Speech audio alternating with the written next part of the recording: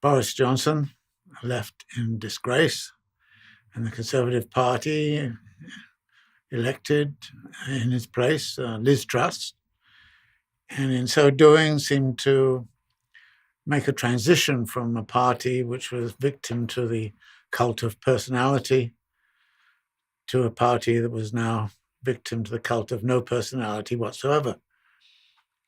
I have to say that from the very beginning, her arguments hardly inspired confidence.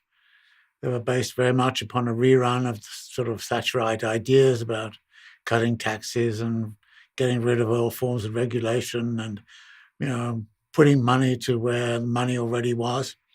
So the result of the launching of this program was a tremendous kind of problem internationally.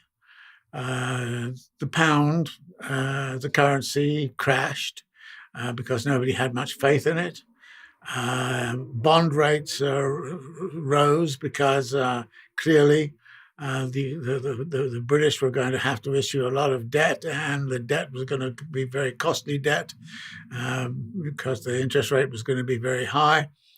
So this was a kind of financial disaster, and the more people looked at it, the more they said it was a total financial disaster.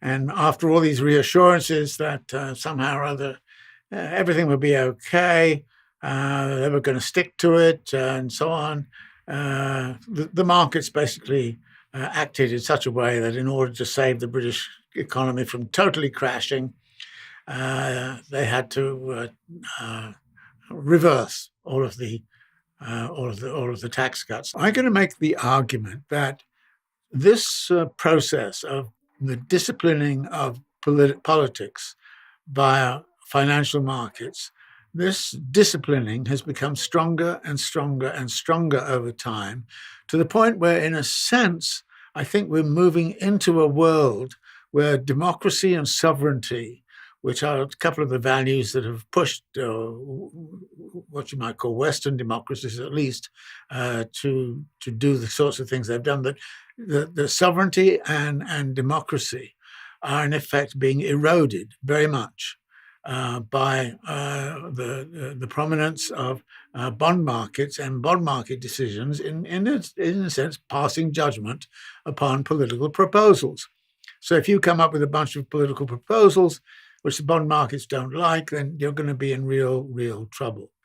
So here's the situation then, where in effect, we see a way in which capital cannot function without controlling political movement, and it cannot function, and politics cannot function without the authority and without the support of the financial markets. Now, I've argued that this was kind of a very general sort of situation, and there's a long history of it. But I think what is significant to me is this, that what this entails is that the stronger this relation becomes between financial markets and politics, the stronger that relation becomes, the less we find a situation in which sovereignty is guaranteed and democracy is guaranteed. And what we have right now is a clear challenge to the perpetuation of the sovereignty of the state and also of the democracy of the state. And even in the United States, we have this whole thing about what's happened to democracy. Well, actually, democracy started to disappear a rather long time ago.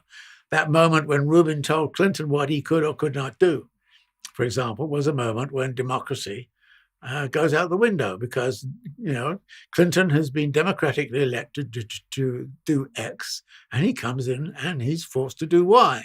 Mitterrand was democratically elected to do X, and he ends up having to do Y.